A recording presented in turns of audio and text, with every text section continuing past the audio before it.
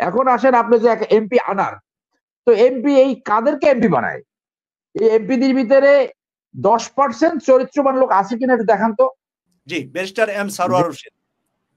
কিন্তু যিনি এই কথা বলেছেন যে সাদা চামড়ার একজন অফার দিয়েছে, সাদা চামড়ার বাংলাদেশে কি বেজ বানাতে চায়, আবার এখানে খ্রিস্টান রাষ্ট্র বানাতে চায়, এর সাবস্টেন্স থাকতে পারে, এর সত্যতা থাকতে পারে, কিন্তু এই সত্যতা হলো হাফ ট্রুথ অথবা কোয়ার্টার ট্রুথ। অন্য সত্য অন্য জায়গা নিহিত, আসল সত্য অন্য জায়গা নিহিত। সেইখানে যে তিনি জিও পলিটিক্স এবং বাংলাদেশের স্বার্থ নিয়ে কথা বলার চেষ্টা করেছেন। সরকার প্রধান বলেছেন যে ইন্ডিয়াকে যা কিছু আমি দিয়েছি তা ইন্ডিয়া আজীবন মনে রাখবে। তাহলে বাংলাদেশের রাজনৈতিক পরিস্থিতি কোথায় দাঁড়িয়েছে? যে ইন্ডিয়াকে যা কিছু দিয়েছি ইন্ডিয়া আজীবন মনে রাখবে। ইন্ডিয়া আমাদের প্রত্যেকটা ক্ষেত্রে ইন্টারভেন করে, বাংলাদেশের গণতন্ত্র ধ্বংস করেছে, প্রতিষ্ঠান ধ্বংস করেছে, বিচার ব্যবস্থা অত্যন্ত দুর্বল, শিক্ষা ইন্ডিয়ান আমাদের ইসলামিয়াত বইতে দুর্গার ছবি দেখা যায়, এবং আরো অনেক কিছু বললে অনেক সময় লাগবে। এমপি কাদেরকে বানায়? আমাদের পিরিজপুরে এমপি হলো একজন ধানসরে আসেন ছিল, ধানসর। মানে মানুষ যে এত খারাপ হতে পারে ওর চেহারা না দেখলে, কারণ কোনো সত্য কথা বলে না, সত্য কথা কি সেটা সে জানেই না। যশোরে আর এক এমপি ছিল জিনেদের পাশে, যশোরে, যে ওসিটিকে বললো, এই ওসি তোমার এই আগুন লাগাও থানায়, থানায় আগুন লাগায় তারপরে ওই যে এক সাংবাদিক যে লেখে বিভিন্ন মত প্রকাশ করে ওরে ওরে এটা গ্রেপ্তার করে। এগুলো তো আমরা শুনেছি। এবং আপনি এইখানে 90% এমপি মাদক ব্যবসায়ীদের কাছ থেকে টাকা খায়, ঘুষ খায়। বদির কথা তো আছেই, মানে মাদক সম্রাট। একটা এমপি যদি চায় তার এলাকায় মাদক ব্যবসা হবে না, একদিনের ভিতরে সেটা বন্ধ করা, একদিনের ভিতরে। সেটা তো করছে না।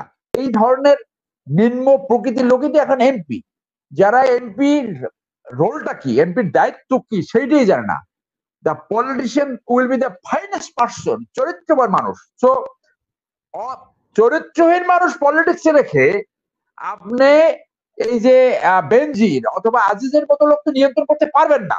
এটা হলো একদিক। আর একদিক হলো ক্লেপ্টোক্রেসির থিওরি হলো যে আমি তাকে চুরি করতে দিব এবং আমার কাজটা আদায় করার জন্য তাকে বলবো যে তোমার এই এই দুর্নীতি অথবা এই চুরি আমার কাছে রিপোর্ট আছে, তুমি যদি আমার মতো কাজ না করো তাহলে কিন্তু তোমাকে ফায়ার করা হবে। তো বেনজির এবং আজিজ সৃষ্টি করে কারা? এই দুর্বৃত্তি তো রাজনীতি। এটা তো পৃথিবীর কোথাও সম্ভব না যে সরকারি পদে জনগণের পয়সায় ইউনিফর্ম পরে আপনি কন্টিনিউয়াসলি জনগণকে নিপীড়ন করবেন এবং দুর্নীতি করবেন। একটা লোকের 5,000 কোটি টাকার মালিক হতে হলে মানে কি পরিমাণ দুর্নীতি করতে হয়েছে।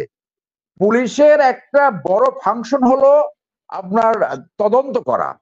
তদন্ত অত্যন্ত ইম্পর্টেন্ট আপনার ন্যায় বিচার প্রতিষ্ঠা করার জন্য। আমি যদি জনাব এম সারোয়ার 5,000 কোটি টাকা রোজগার করতে হইলে 5,000 দিন যদি ডেইলি 1 কোটি টাকা রোজগার হয় তাহলে সম্ভব। তার তো হায়াত 5,000 দিন হয় নাই, তার হায়াতই হয় নাই চাকরির। তো আপনি দেখেন এখন তার সম্পত্তি দুর্নীতি করেছে ডেইলি কত, তার মানে কি? সো শুনেন, সেই জন্য আমরা বলি যে ডেইলি সেটা তো হিসেব বাড়ি করে দেয়। এবার তার পুরো জীবনে তার বেতন হওয়ার কথা মোটামুটি 2 কোটি টাকা, 2 কোটি টাকা একটু কম। 2 কোটি টাকার নিচে আসছে। যে আজকে বেনজির এবং আজিজের দুর্নীতি সামনে আসছে, তো এই যারা এই ইভেন কর্মরত অনেকে আছে, কর্মরত শুধু মিলিটারিতে না, সিভিল সব জায়গায়। সচিবরা কয় টাকা বেতন পায়, তারা কানাডা বাড়ি করে কিভাবে, তাদের ছেলে মেয়েদেরকে লেখাপড়া করায় কিভাবে করায়, বললে আরো অনেক উদাহরণ দেওয়া যায়। এই ধরনের খুনিদের সামনে আনে এবং একটা দুর্বৃত্তের মতো একটা স্টেটমেন্ট দেয়, সে পপুলার। আরে দস্যু বন্ধনে তো পপুলার ছিল, তাই পপুলার সেই জন্য দিয়েছে।